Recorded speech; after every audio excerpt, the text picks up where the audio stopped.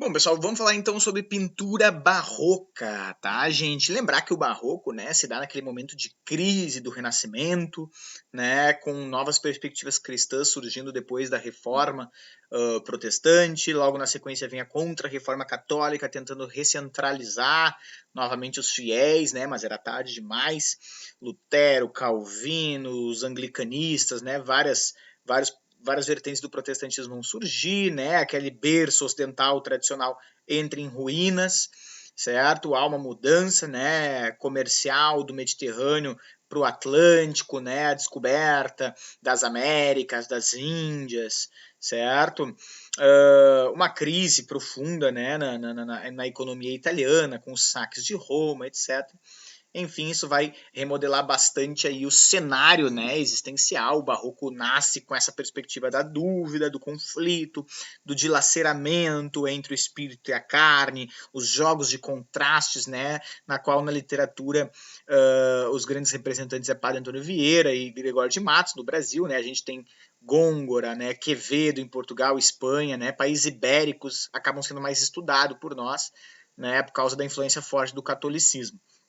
Tá? A Itália também, né? Mas enfim, certo? Eu trouxe aí alguns nomes, tá, pessoal?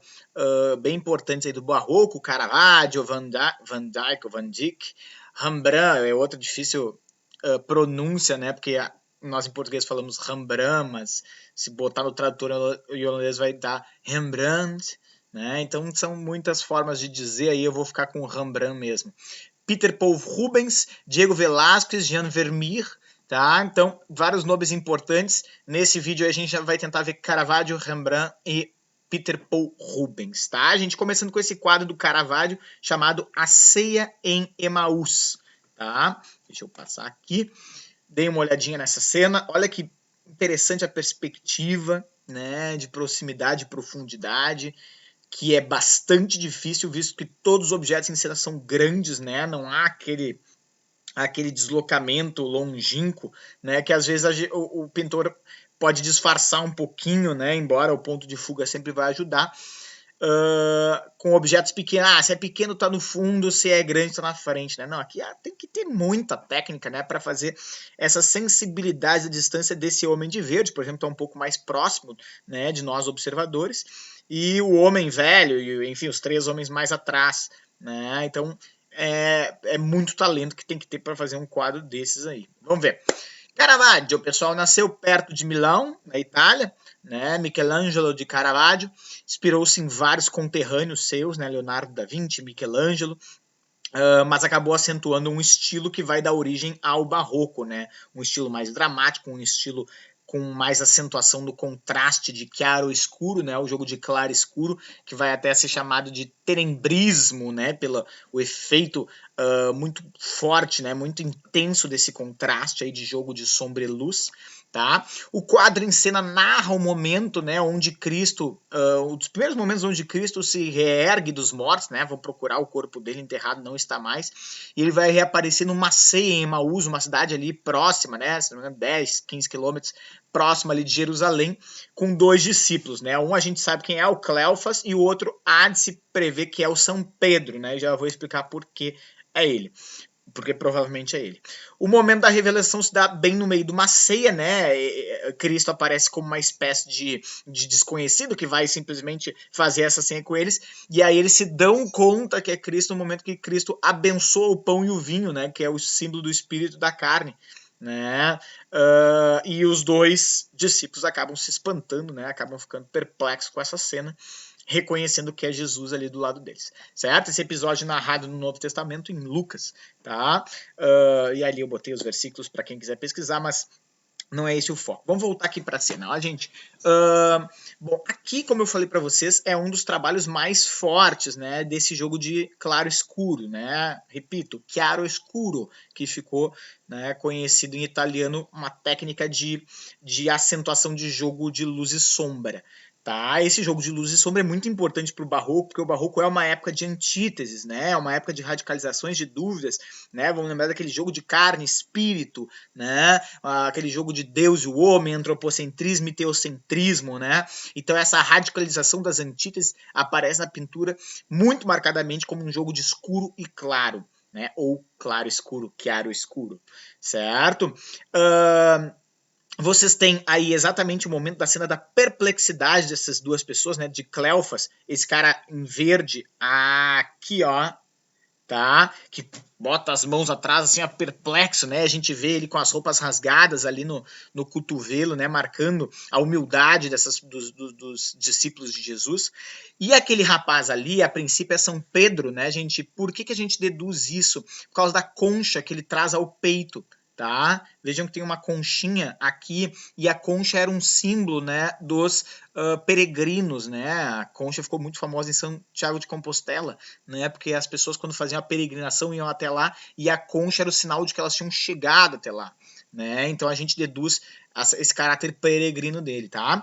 Jesus aparece esquisito, né? Um pouco gordinho, né? Jesus sempre foi muito magro pelos seus jejuns, pela comida, né, humilde e tal. E um detalhe muito curioso que foi bastante profanado na época era Jesus sem barba, né? A ausência de barba de Jesus criava um certo incômodo, né, nos fiéis e tal. E a gente tem bem o exato momento onde ele está erguendo sua mão, né, abençoando o pão e o cálice de vinho ao lado. E é interessante que ao lado de Jesus está o dono da estalagem, o dono da taverna, né, o cara que provavelmente estava servindo eles. E a reação do cara é esquisita, né? Porque ele não se espanta como os demais, porque ele não tá entendendo exatamente, né, o que significa essa cena. Quem tá mais espantado são os dois discípulos. Mas ele olha com um ar esquisito, né? Ele olha com, né, tipo assim, o que esse cara tá fazendo, né? E vejam que atrás de Jesus há uma espécie de sombra bem redonda, como se fosse da própria auréola de Jesus, né? Que não aparece no plano material, mas aparece no plano da sombra espiritual ali atrás, tá? Então, uma cena muito forte, né, bem conhecida aí. E eu queria finalizar só fazendo uma observação de uma técnica que é bem interessante de se pensar, que é dessa mão que vem para o lado, tá? Do caso de São Pedro aí. Essa técnica se chama escorço, tá? E é uma técnica muito difícil de fazer com que, a partir do movimento do objeto, ele pareça que está saindo do quadro. E isso, Caravaggio foi um dos maiores gênios, principalmente da sua época. Foi uma técnica que, inclusive, foi descrita pelo Leonardo da Vinci, só que o da Vinci nunca conseguiu botar ela muito em prática, né? Ou pelo menos não conseguiu tentar, né? Porque o da Vinci sempre não conseguia acabar os seus projetos e tal. Mas aí o Caravaggio botou em prática de uma forma muito interessante. Vocês veem que o Caravaggio, outra maestria dele é a natureza morta, né? Vejam quantas frutas tem ali, e frutas que são bastante simbólicas, tá? Diz a lenda que o Caravaggio, esse foi o último quadro do Caravaggio de natureza, onde ele botou natureza morta, né? Porque o Caravaggio era muito louco, né? Ele se envolveu em várias brigas, ele matou muitas pessoas em duelos. E em 1606, esse quadro é de 1601, tá? Em 1606, ele acabou assassinando um cara, ele começa a ser literalmente um peregrino, assim, andando por toda a Itália. Inclusive, ele vai morrer de uma bactéria que, pela autópsia, né, parece que foi em 2018 agora, as últimas confirmações, os últimos estudos científicos para isso, que foi de uma bactéria que provavelmente ele pegou mesmo de um duelo que ele fez e de ferimentos que ficou dele, tá? Então o Caravaggio era uma figura muito temperamental, né? Vale a pena conhecer a vida dele, tem um documentário bem interessante no YouTube, tá? De 1 hora, assim, sugiro, né? Eu ia dizer piamente, mas não, né? Amplificadamente que vejam, certo? Bom, vamos falar então deste quadro aqui chamado Sansão e Dalila, tá? De Peter Paul Rubens, tá? O Peter Paul Rubens, diferente do Caravaggio, que era mais marginal, no sentido de viver mais à margem, o Peter Paul Rubens ele era mais carismático e bastante influente, tá? Ele foi muito reconhecido no seu tempo, tá? Ele foi diplomata de vários cortes reais e tal, então ele teve uma vida muito mais sossegada e muito mais, né, influente, certo?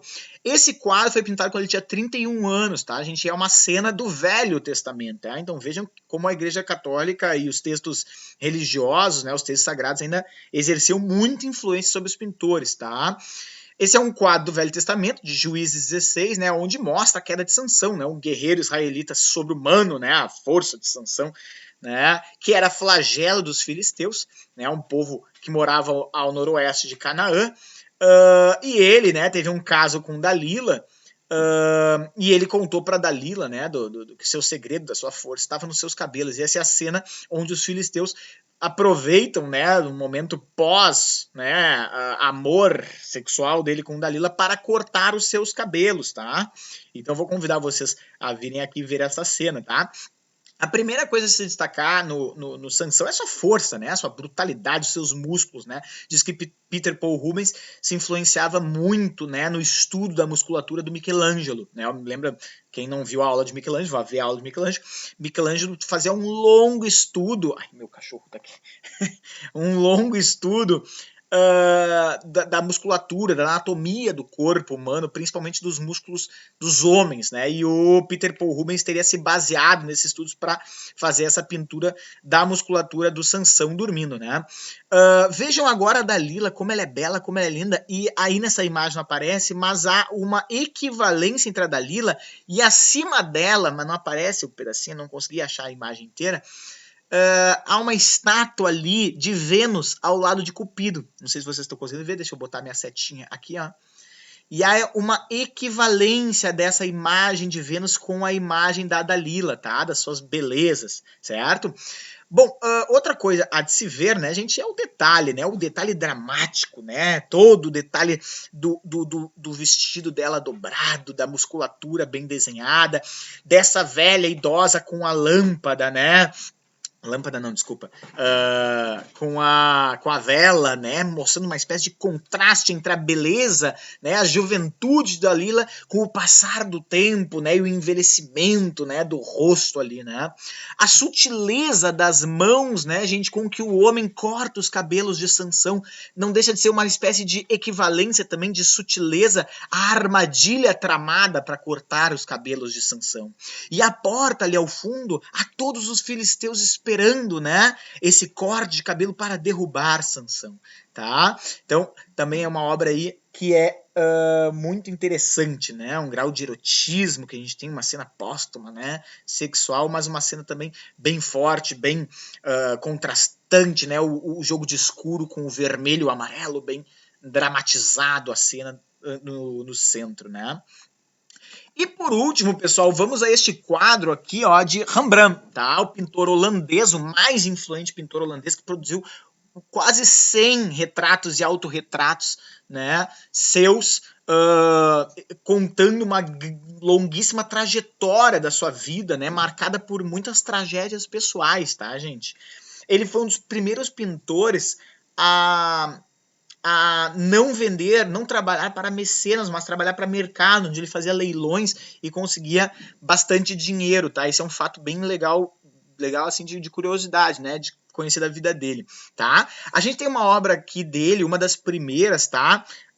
Chamada O Banquete de Baltazar, também, né? Especificando uma cena do texto sagrado, né? Uma cena onde o rei da Babilônia, Baltazar, no auge do seu banquete, brindando a deuses pagãos, recebe, né, uma mensagem, né, a partir de uma mão misteriosa que vai escrever poucas palavrinhas ali para ele, né, que eu botei ali embaixo, ó. Mene, mene, taquel, ulparsim, em hebraico, que significa contado, contado, pesado, dividido, né. E a interpretação é Deus contou os dias do teu reinado não é bom, né? Reinado e pôs-lhe fim. Foste pesado na balança e julgado em falta. Teu reino foi dividido entre medas e persas, né? Na mesma noite, o Baltazar acaba morrendo, né? E de fato Dário, né? Entre outros, acabam tomando os reinos deste Babilônio aí, né? Que estava celebrando os deuses pagãos, certo? O que é mais interessante nesse quadro, né, gente, é o susto que todos tomam, né? Vocês veem ali, bem nessa imagem aqui, ó, lá para lá, a mulher virando na sua própria manga, né, a bebida, os rostos mostrando uma expressão extremamente assustada com aquela cena, para quem não viu a mensagem, né, da mão, né, aqui, ó, mostrando a mensagem em pleno banquete, né, do Baltazar, certo? Diz que o Rembrandt já pintava em telas meio marrons, né? Então ele deixava os escuros uma tonalidade bem natural, com tinta fina, só que esses brancos aí, eu nunca vi esse quadro, mas diz que é uma tinta bastante densa, né, para criar o efeito branco. que a gente chama de impasto, tá? Essa tinta bastante densa, bastante forte aí, é chamada de impasto. Certo, pessoal? Na próxima a gente analisa outros quadros barrocos aí.